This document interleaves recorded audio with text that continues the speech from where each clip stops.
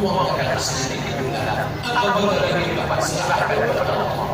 Astaghfirullah Rabbal baraya, astaghfirullah minal khataya.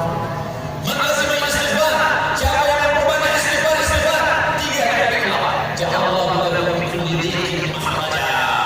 Setiap kesempitan hidupnya dirahmatkan Allah. Wa min kulli hammin faraja.